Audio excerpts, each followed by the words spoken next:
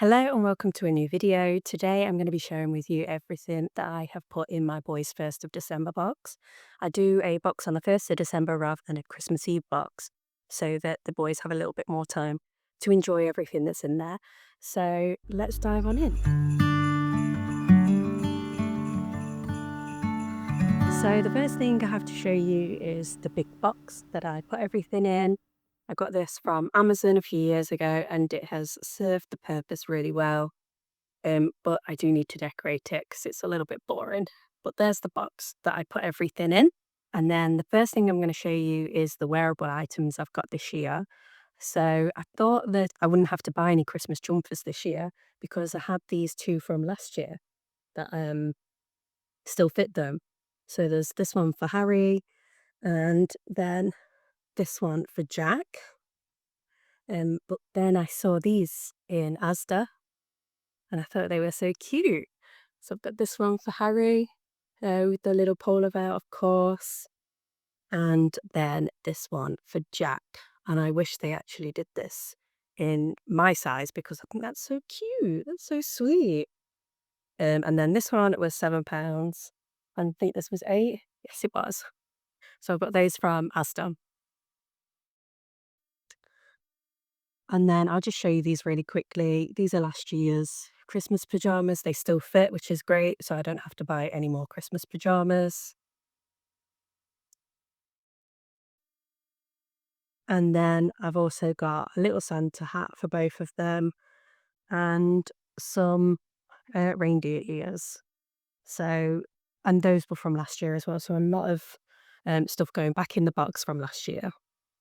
The next sort of category that I'm going to show you is like family traditions. So every year I buy the boys a new Disney Christmas bauble. These are the ones that I got for this year. So I got a Boo stealing the ruby from the Cave of Wonders. And then I've got Sir Hiss and Prince John in their carriage from Robin Hood. Usually I would get these in the sale afterwards, but last year there was this ornament of Robin Hood and Maid Marian swinging, and I saw it and I was like, "Oh, I'll just get it in the sale." Of course, it was sold out. I couldn't get it, and I've lived with regret ever since. So this year, when I saw this one, I was like, "Oh, I'm just gonna get it." But they had a 25% off site-wide sale, so got it a little bit cheaper anyway. But I couldn't risk not having this. So cute. And then the Aladdin one was amazing too. So chuffed with those. And then the other Christmas bauble I get every year is just a glass bauble. I've done this every year since before we had the boys. And then I just get a little tag and put the year on. And they are all over the tree. And then all around as well. But that's what I do every year, just like an annual Christmas bauble for the family. So looking forward to putting that on the tree. The next thing that I have to show you are just some crafty bits. So I picked up some Christmas sprinkles from Asda and then some Christmas cake cases.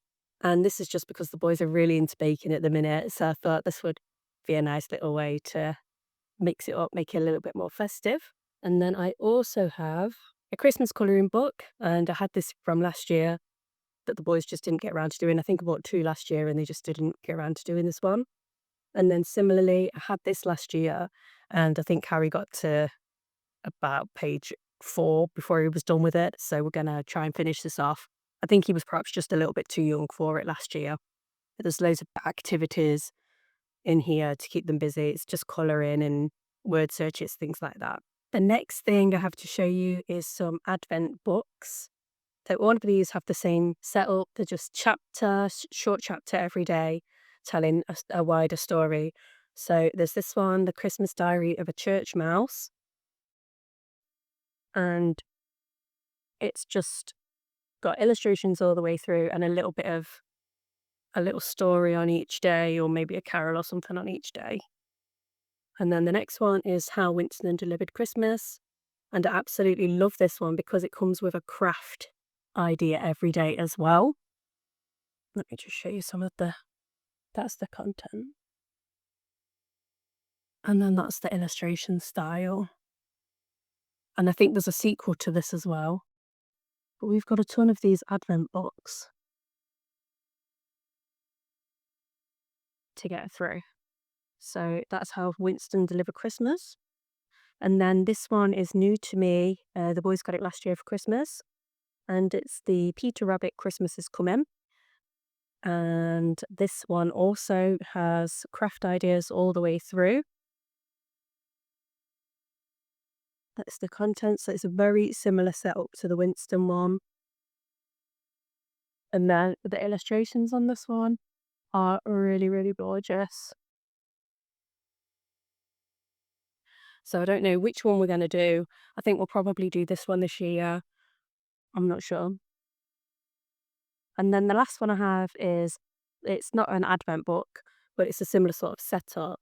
It's Snow in the Garden, a first book of Christmas by Shirley Hughes. And it's got poems and craft ideas and stories. And I love Shirley Hughes books because they never have anything too out there. Everything in these stories is something that is extremely relatable to children. It's not something that's just magical that's happening to a singular child. It's all just quite normal stuff. Like a mum's having a new baby, that's Angel May and a Christmas baby. Of course, it's a little bit fantastical for it to come on Christmas Day, but not too crazy. Story about a nativity, all stuff that kids all experience and can relate to. So, ton of craft ideas to get on with in all of those stories. And then the next thing I'm going to put in the box is this DVD, Mickey's Once Upon a Christmas. The boys are getting really into putting their own DVD on and choosing them. And I really like that. I really like this like tangible media. I would prefer, obviously, to have a VHS because I think that's so much easier for a child to do.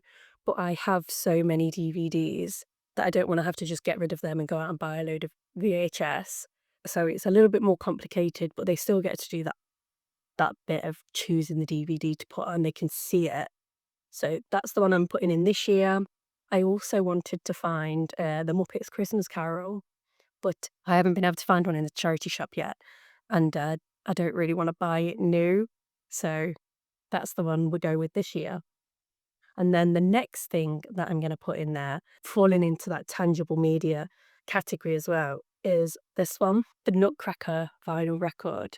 The boy's dad's got a record player, so this is kind of for him, but mostly for the whole family. And it's just got all of the music from the Nutcracker, and I just wanted this to just be put on every day, and it's just the soundtrack of the festive period. Like, it doesn't have to be too invasive, too loud, just on in the background while we're doing it, our activities. And I think that would just be a really, really sweet idea. And then hopefully, if I pick up a new Christmas record every year, a couple of years' time, we'll just have many to choose from. So if you've got any other ideas of Christmas albums that would fall into that sort of category, let me know, because I could only really think of the Nutcracker. Obviously, I have to put in one of those hideous elves to do Elf on a Shelf. I really, really don't like Elf on a Shelf. So my elf is a retired grandpa elf who doesn't get up to any mischief. He just sits and observes the Christmas festivities happening and reports back to Santa. He doesn't do anything that's going to make a mess. So that's my little take on Elf on a Shelf. And I'm putting him back in the box this year. The last category I have to share with you are treats. So first thing I picked up was these little gingerbread mugs. They are glass. Last year I put enamel mugs in there, but they got destroyed. They just chipped away sort of immediately. So I thought, I'll just go with their glass gingerbread and see what happens. So a little bit of a risk, but I don't know, they feel like they're going to be fine. So that's a gingerbread man, and I've got 2 of them. And then to go in the hot chocolates for those gingerbread, I've bought some peppermint candy canes and some Christmas marshmallows. And then I've also picked up some chocolate coins and some Christmassy lollipops. And then I've also got for the family this very merry munch from M&S. I feel like everybody raves about this. I've never had this before, but I'm excited to try it. And then the last thing that I'm going to put in the box are these dinosaur advent calendars that Dad picked up from M&S. I think I've said how dinosaur mad Harry is, so we had to, when we saw these, we had to go and get them.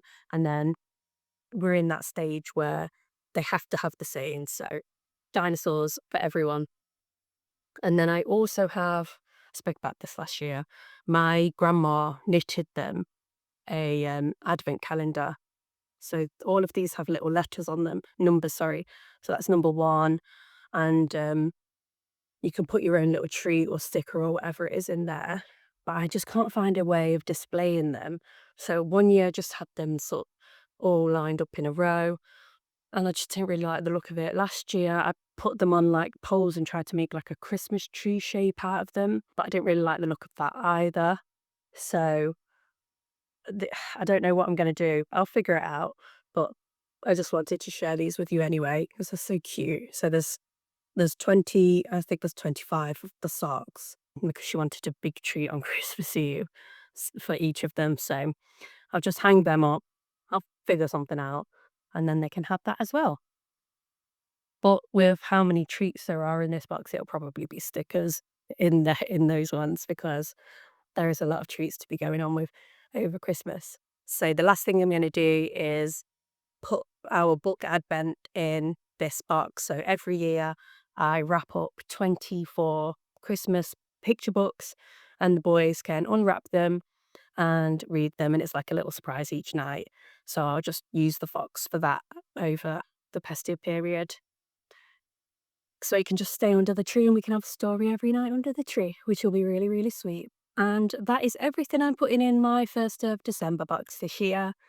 And I really like this haul. I think it's there's some interesting stuff in there, and I'm so excited to put those decorations on my tree. My tree's been up for about 2 weeks now, so they need to go on there really. Roma's come to say hi. So that is everything. Thank you for watching, and I will see you in the next one.